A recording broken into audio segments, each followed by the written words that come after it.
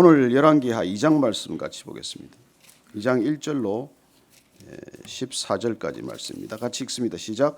여호와께서 회오리 바람으로 엘리야를 하늘로 올리고자 하실 때에 엘리야가 엘리사와 더불어 길갈에서 나가더니 엘리야가 엘리사에게 이르되 청하건대 너는 여기 머물라 여호와께서 나를 베델로 보내시느니라 하니 엘리사가 이르되 여호와께서 살아계심과 당신의 영혼이 살아있음을 두고 맹세하노니 내가 당신을 떠나지 아니하겠나이다 하는지라. 이에 두 사람이 베델로 내려가니 베델에 있는 선지자의 제자들이 엘리사에게로 나와 그에게 이르되 여호와께서 오늘 당신의 선생을 당신의 머리 위로 데려가실 줄을 아시나이까 하니 이르되 나도 또한 아노니 너희는 잠잠하라 하니라. 엘리야가 그에게 이르되 엘리사야 청하건대 너는 여기 머물라 여호와께서 나를 여리고로 보내시느니라. 엘리사가 이르되 여호와께서 살아계심과 당신의 영혼이 살아있음을 두고 맹세하노니 내가 당신을 떠나지 아니하겠나이다 하니라. 그들이 여리고에 이르매 여리고에 있는 선지자의 제자들이 엘리사에게 나와 이르되 여호와께서 오늘 당신의 선생을 당신의 머리 위로 데려가실 줄을 아시나이까 하니 엘리사가 이르되 나도 아노니 너희는 잠잠하라. 엘리야가 또 엘리사에게 이르되 청하건대 너는 여기 머물라 여호와께서 나를 요단으로 보내시느니라 하니 그가 이르되 여호와께서 살아계심과 당신의 영혼이 살아있음을 두고 맹세하노니 내가 당신을 떠나지 아니하겠나이다 하는지라. 이에 두 사람이 가니라.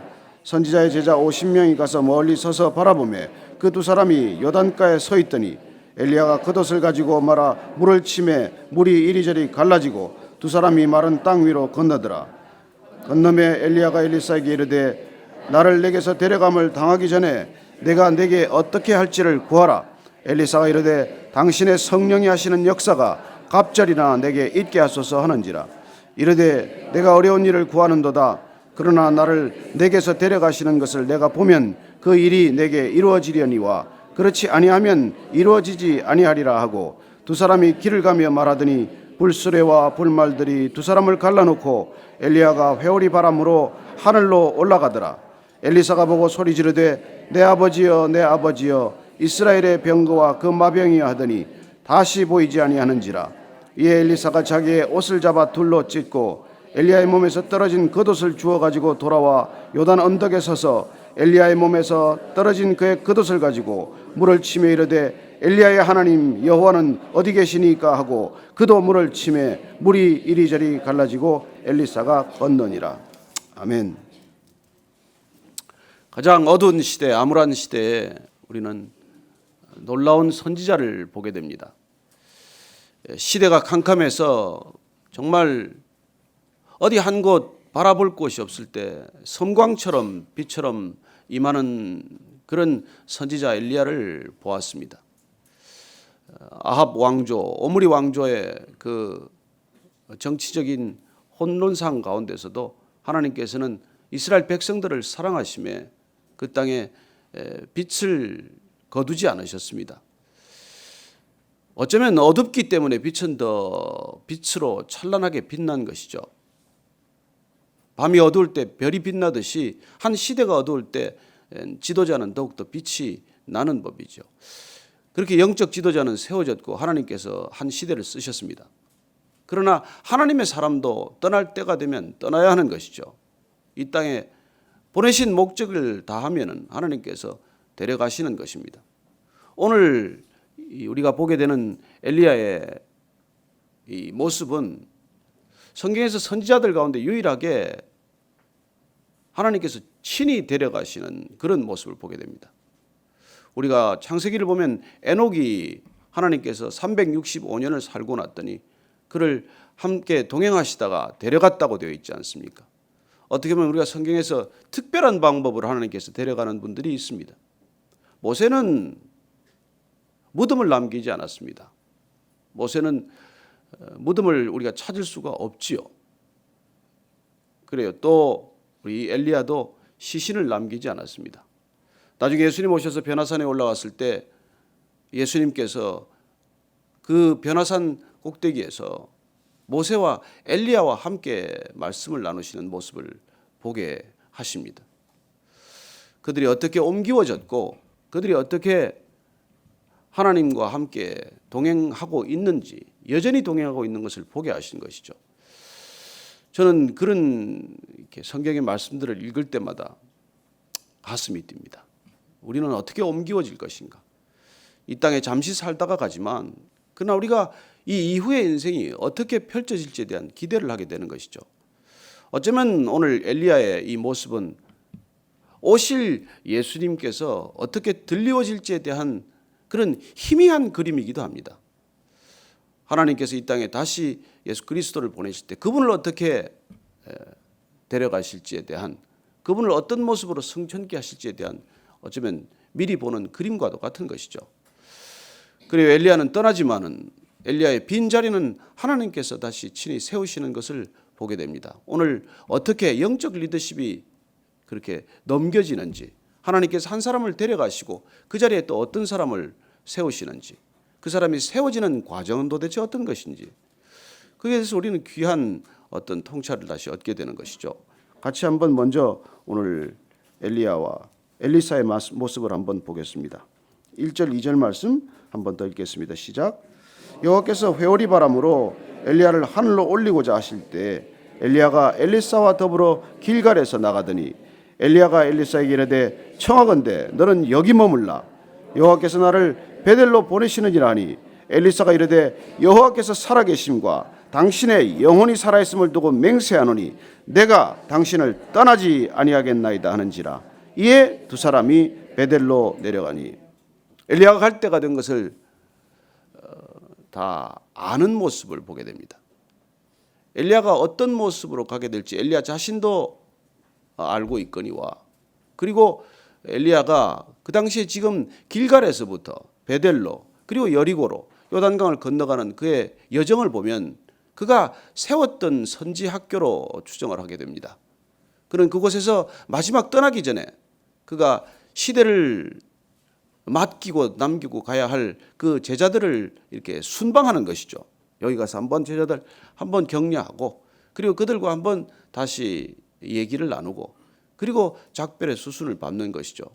마치 예수님께서 십자가를 지시기 전날 밤에 다락방에서 제자들에게 마지막으로 정말 꼭 남겨둬야 할 메시지를 남기셨듯이, 그렇게 어쩌면 엘리야도 떠날 때가 되었기 때문에 떠나기 전에 그가 사랑했던 제자들, 그 제자들을 한 번씩 더 만나고 가는 그런 어떤 여정을 잡았던 것이죠. 길갈에서 출발했습니다. 그러나 엘리야는 혼자 가고 싶었어요. 아니 어쩌면 엘리사가 어떻게 하는지 궁금했을 수도 있겠죠. 그래서 그는 먼저 나는 혼자 가겠다고 분명한 의사를 밝힙니다. 그럼에도 불구하고 오늘 엘리사는 굳이 그 스승을 따르겠다고 고집을 부리는 것이죠. 엘리야는 그 엘리사하고 이름이 비슷해서 여러분 뭐 이렇게 간혹 혼동스러운 때가 있죠. 엘리야, 엘리사. 그러나 혼동하지 마십시오. 엘리야가 스승이고 엘리사가 제자입니다. 엘리야는 야훼는 하나님이시다 그런 뜻이고, 엘리사는 구원의 하나님 그런 뜻이에요. 이름이 비슷하죠. 그래서 엘리야, 엘리사. 영어로는 또 일라이자하고 일라이샤 이래가지고 그 이렇게 또 어떤 때는 혼동스럽는데, 하여튼 엘리야가 그 열왕기 상에서 보면 18장에 그 엘리사를 부르지 않습니까? 그때도 겉옷을 던져서 그를 부르는 모습을 보게 되는데, 어쩌면 그때부터 엘리사는 엘리야를 줄곧 따라다녔을 것입니다. 그는 그동안 따르지 않다가 오늘 불쑥 엘리야가 이제 떠날 때가 되었기 때문에 갑자기 따라가겠다는 마음이 나선 게 아니에요. 그는 처음부터 스승을 따랐고, 그리고 지금 스승과 헤어질 때가 되었기 때문에 더 간절한 마음으로 그를 따르기로 결정하는 것입니다. 저는 이게 사랑이라고 믿습니다. 오늘 우리가 살펴볼 것은 어떻게 해서 그 많은 엘리야의 제자들, 그 시대를 예언했던 선지자들이 있지만 특별히 하나님께서 기름 부으신 영적 지도자가 어떻게 세워졌으며 그가 특별히 하나님께 택함을 받은 이유가 무엇인지를 우리가 한번 같이 살펴보자는 것이죠. 그래요, 엘리사는 엘리야를 지금 끝까지 동행하기로 결정했습니다. 여러분, 사랑이란 무엇입니까? 끝까지 함께 가는 것이죠. 여러분, 뭐 한번 사랑한다고 고백하고 결혼했으면 끝까지 가야 사랑이지 중간에 관두면 사실 그렇지 않습니까? 인간끼리 참 끝까지 가기 어렵습니다. 가장 같이 가기 어려운 게 사실 사람하고 같이 가는 거 아닙니까?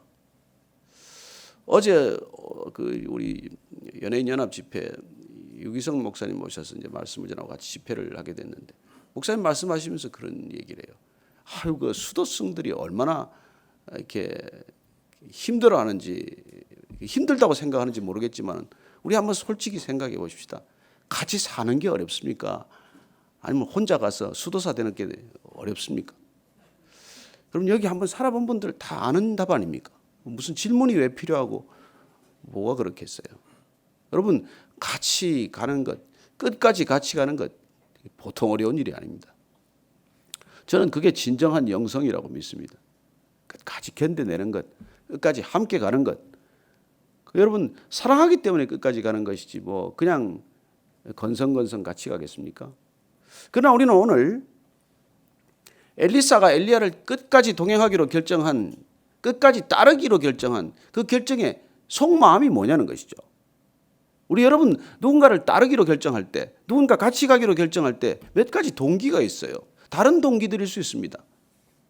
어쩌면 내 야심 때문에, 내 욕망 때문에 끝까지 따라가는 경우가 있어요. 그리고 끝까지 그 사람의 힘이 필요하고, 끝까지 그 사람의 능력이 필요하고, 끝까지 그 사람의 배경이 필요해서 그를 끝까지 추종할 수 있습니다. 그렇게 따라가는 사람들도 적지 않아요.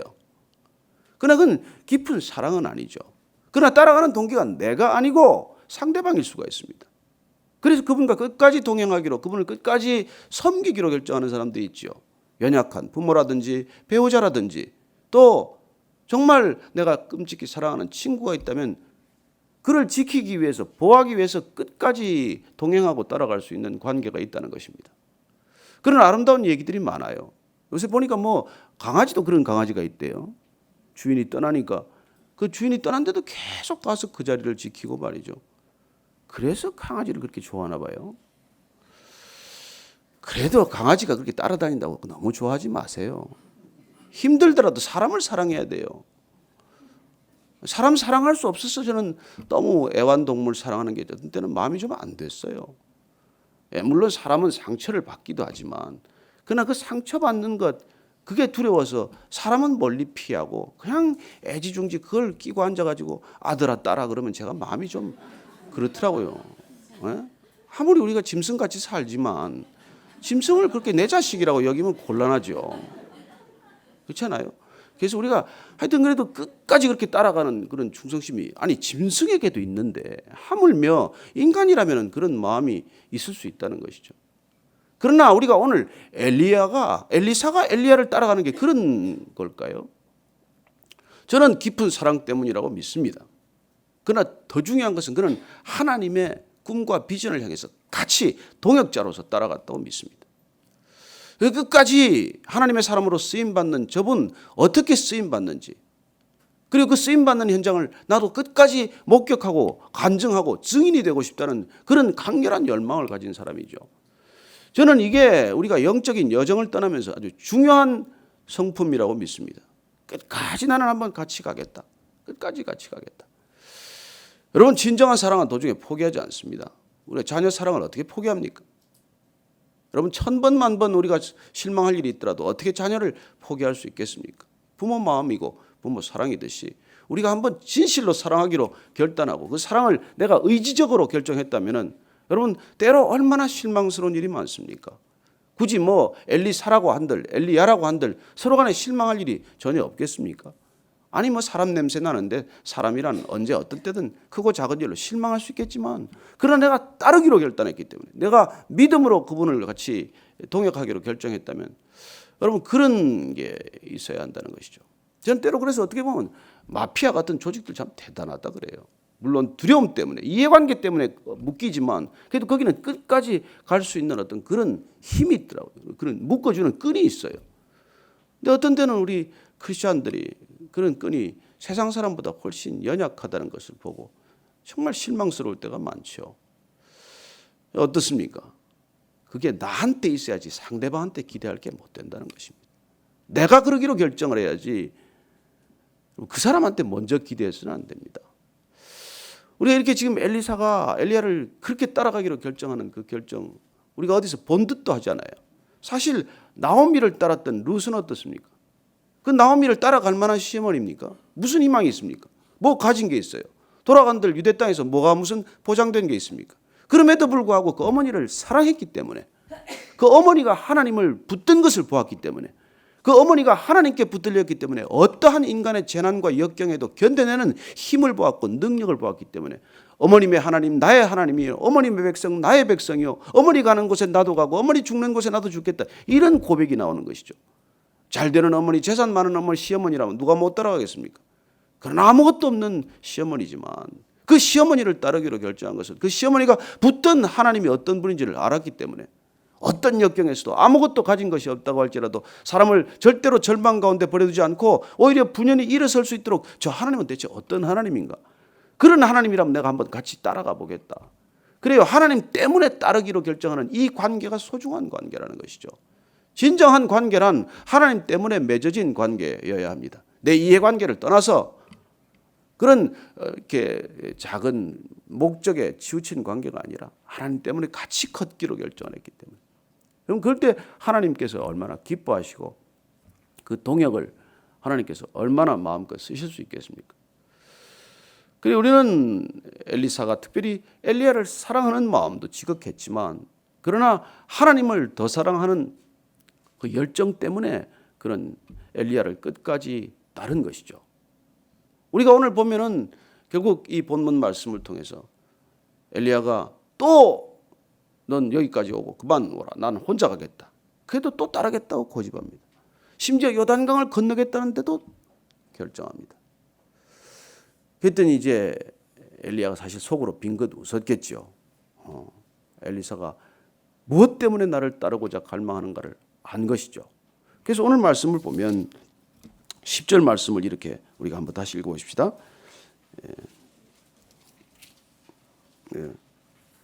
9절 10절 한번 말씀 보십시다. 시작. 건너매 엘리야가 엘리사에게 이르되 나를 내게서 데려감을 당하기 전에 내가 내게 어떻게 할지를 구하라. 엘리사가 이르되 당신의 성령이 하시는 역사가 갑절이나 내게 있게 하소서 하는지라. 10절 말씀 같이 한번 읽겠습니다. 이르되 내가 어려운 일을 구하는도다. 그러나 나를 내게서 데려가시는 것을 내가 보면 그 일이 내게 이루어지려니와 그렇지 아니하면 이루어지지 아니하리라.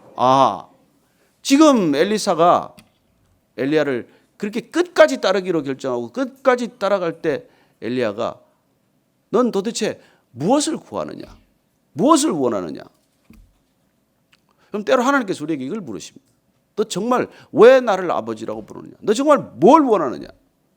너 간절히 원하는 것이 무엇이냐? 여러분 인생에 이 답 찾으면 굉장히 인생이 이렇게 심플해집니다. 내가 진정 원하는 게 없어서 인생이 복잡해지지, 내가 정말 원하는 것, 가장 원하는 것, 단 한 가지 원하는 것, 그게 내 안에 분명한 답이 되면 떠오르면 여러분 더 이상 흔들리지 않습니다. 저는 여러분들 오늘 간절히 원하는 걸 하나님한테 아뢰드리게 되길 바랍니다. 복잡한 게 아니라 제가 하나님의 일을 감당하기 위해서 하나님의 능력이 당신에게 주어진 것보다 갑절이나 내가 원합니다. 이 갑절은 달리 해석할 때는 우리가 이 아들들에게 나눌 때 신명기 때 보면 장자에게는 2몫을 준다고 되어 있지 않습니까? 그래서 내가 그런 갑절의 영역을 주십시오. 엘리야가 사랑하는 제자들이 많지만 내게는 그런 갑절의 영역을 주십시오.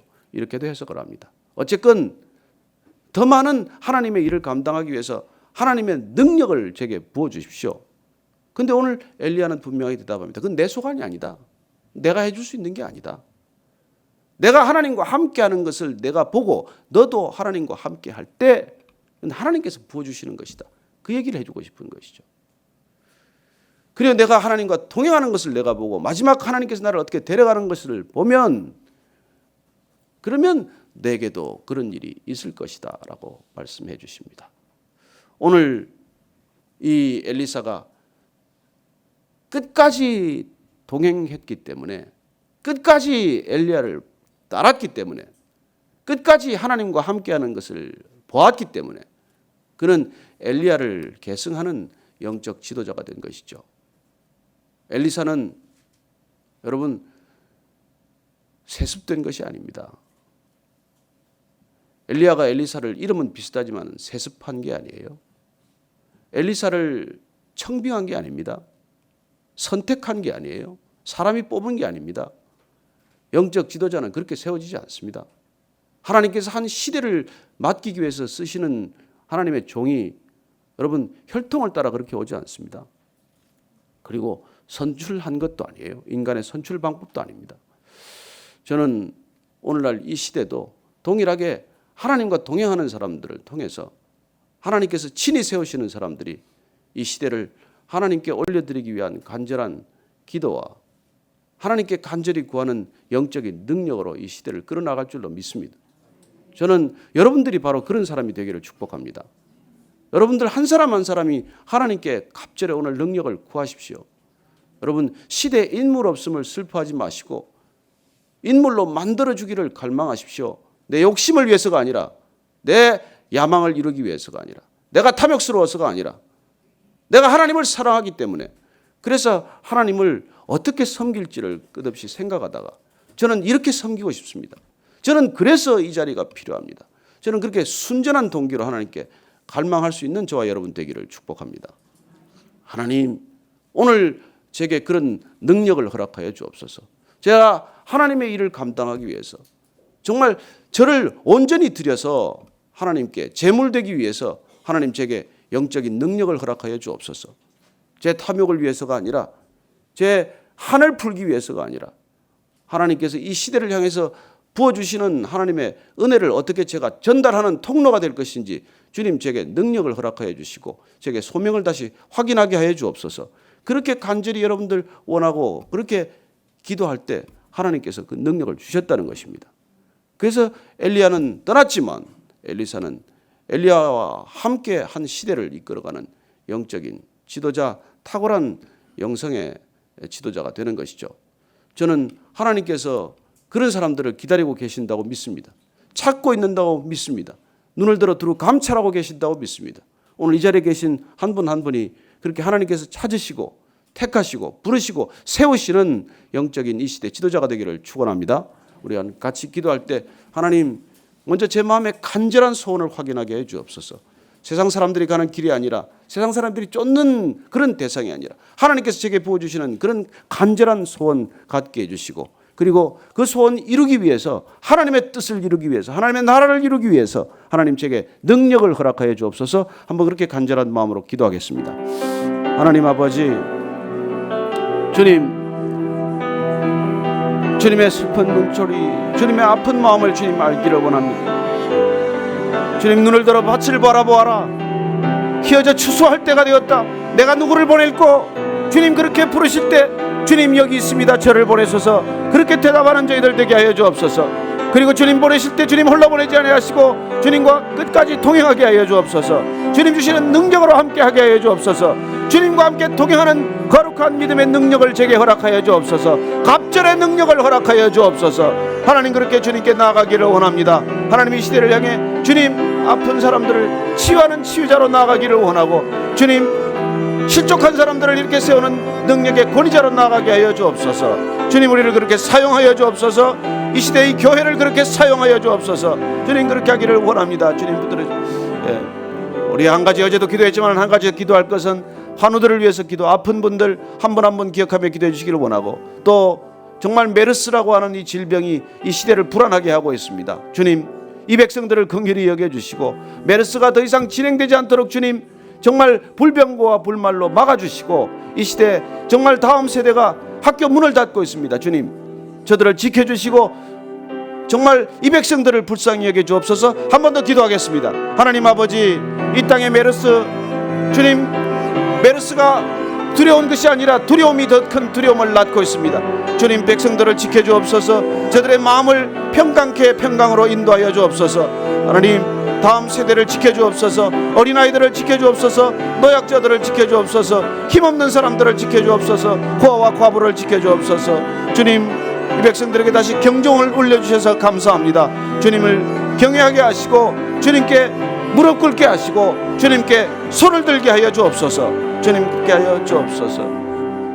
하나님 아버지 주님 거룩한 열망을 갖게 하여 주옵소서. 하나님께서 우리를 부르신 소명을 이루기 위한 능력을 갈망하게 하여 주옵소서. 구하라 그러면 얻을 것이요, 찾으라 그러면 찾을 것이요, 두드리라 그러면 문을 열어주실 것이라고 약속하셨사오니 주님, 제 탐욕을 따라 구하는 것이 아니라 하나님의 뜻을 따라 구하는 저희들 되게 하여 주옵소서. 담대히 구할 때 하나님께서 성령을 갑절로 부어주실 줄로 믿습니다. 이 아침에 한 번 한 번 성령으로 충만케 하여 주옵소서. 이 백성들 불쌍히 여겨주셔서 메르스가 두려운 것이 아니라 두려움에 사로잡히지 않는 주의 백성들 되게 하여 주옵소서. 주님을 향하여 무릎을 꿇게 하시고 주님을 향하여 두 손을 들고 주님께 부르짖는 주의 백성들 되게 하여 주옵소서.